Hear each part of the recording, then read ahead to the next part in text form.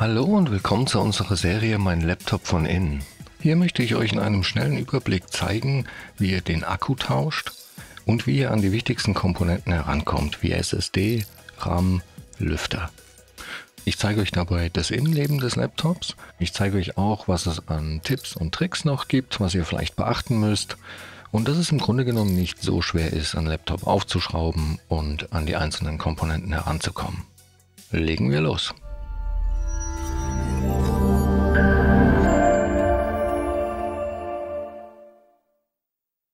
So, wir haben hier ein MSI und zwar ein GS75 Stealth.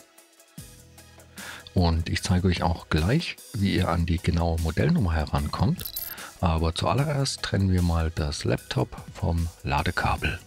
Die genaue Modellnummer finden wir bei diesem Gerät auf der Rückseite. Und zwar hier, ziemlich schlecht zu lesen. Und mit dieser Nummer findet ihr auch auf unserer Shop-Seite sehr einfach die Ersatzteile. Generell kann man noch sagen, dass ein Displaytausch hier relativ einfach ist.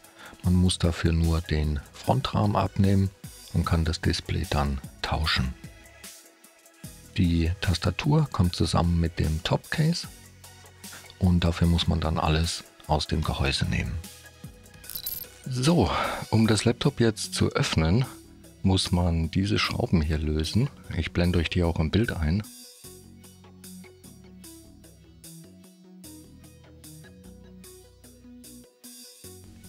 Zum Öffnen habe ich hier ein Universalwerkzeugset benutzt. Da sind alle gängigen Schrauben und auch Aufsätze mit dabei. Sehr praktisch. Ich verlinke euch das auch in der Videobeschreibung, falls ihr da Interesse habt. Und als Aufsatz nehme ich hier einen Kreuzschraubendreher und zwar ein PH0. So, dann wollen wir mal schauen, wo genau das Gehäuse eigentlich mit der Gehäuseunterseite verbunden ist. Denn da müssen wir dann rein, um es aufzuhebeln. Und hier zum Beispiel kann man die Trennlinie ganz gut sehen.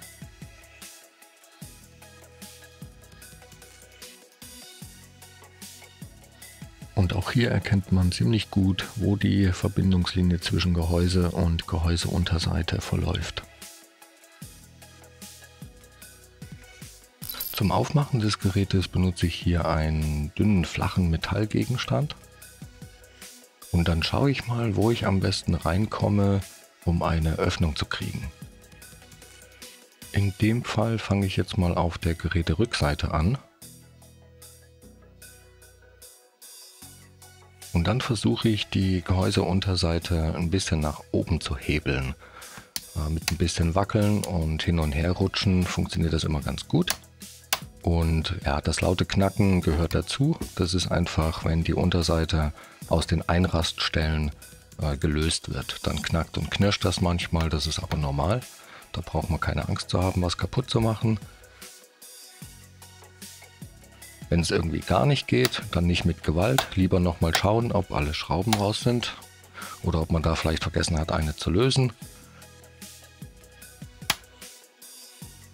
Und ja, dann kann man eigentlich auch schon mit der Hand meistens drunter fassen und das mit ein bisschen Rütteln und hin und her bewegen einfach abziehen.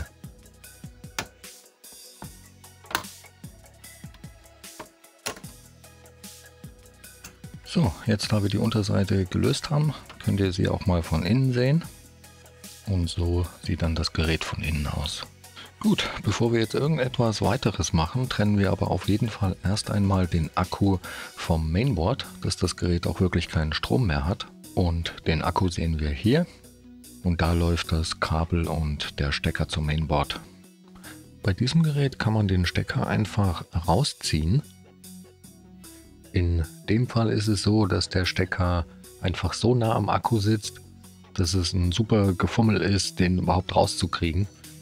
Das heißt, wir lösen erstmal diese Schrauben, nehmen dann den Akku einfach raus und kommen so viel besser an den Stecker dran.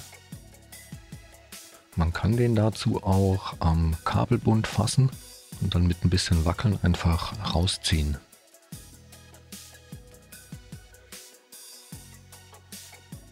Unter dem Akku sehen wir hier jetzt übrigens auch das Touchpad. Das lässt sich in dem Fall auch einzeln lösen. Dafür muss man nur diese Schrauben hier rausnehmen. Die sind jetzt in dem Fall unter so einem kleinen Klebeband versteckt, das man einfach abtrennen kann. Danach muss man noch das Kabel trennen. Und das ist hier mit einem Kippschalter verbunden. Den klappt man zuerst nach oben, nicht einfach dran ziehen. Und dann kann man das Kabel aus dem Stecker ziehen. Beim Wiederverbinden nur darauf achten, dass das Kabel wieder richtig drin sitzt, bis zu dieser Linie, die man hier sehen kann. Bis dahin einfach wieder reinstecken, was manchmal ein bisschen friemelig sein kann. Dann den Stecker einfach wieder zuklappen.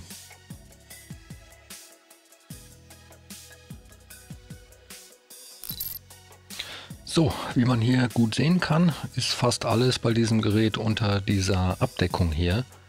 Und die Lüfter zum Beispiel sind zusammen mit dem Heatsink austauschbar. Die kann man nicht einzeln tauschen. Und man muss da auch das komplette Mainboard ausbauen, um an die Lüfter ranzukommen. Das gilt übrigens auch für den RAM. Man kann den RAM einzeln tauschen, aber auch der sitzt unter dem Mainboard. Das muss man also komplett lösen, um das auszutauschen. Wo man hingegen ziemlich problemlos rankommt, ist die SSD. Die wird nur von einer einzigen Schraube gehalten. Und wenn man die löst, kann man das zusammen mit der Hülle oder ich sag mal mit der Abdeckung aus dem Slot ziehen. Man sieht hier auch, die Abdeckung an sich ist nicht verschraubt. Da ist eine Kühlpaste dazwischen und die ist einfach mit der SSD verbunden. Beim Tauschen kann man, falls die Hülle nicht wieder hält, da auch einfach wirklich ein bisschen Isolierband nehmen und das einmal umwickeln, dass die wieder aufeinander liegt, so wie hier zu sehen. Und ja, dann schiebt man die wieder zurück in den Slot und kann die verschrauben. Hier ist auch Platz für eine zweite SSD. Da muss man jetzt auch nicht zwingend eine Abdeckung drauf haben. Da reicht's also, da kann man die SSD auch einfach ganz normal verbauen. Am Ende auf jeden Fall nicht vergessen, das auch wieder zu verschrauben. Und alles in allem ja dann doch eine relativ einfache Sache. Um den Akku jetzt wieder einzubauen, legt man den einfach wieder in das Gerät. Der ist passgenau, da gibt es nicht so viele Möglichkeiten. Und am Ende natürlich nicht vergessen, den Stecker wieder zu verbinden, was manchmal durchaus ein bisschen friemelig sein kann. Da auf jeden Fall achten, dass der richtig drin steckt, damit das Laptop dann auch wieder Strom bekommt.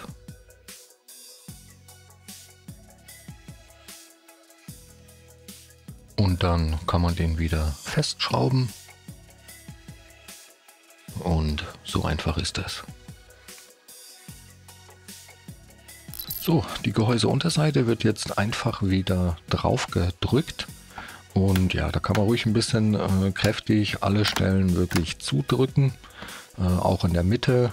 Man hört das auch immer sehr gut, wie alles wieder einrastet. Ich gehe dann am Ende auch immer einmal um das Gerät herum und schaue, dass wirklich nirgendwo mehr eine Öffnung zu sehen ist.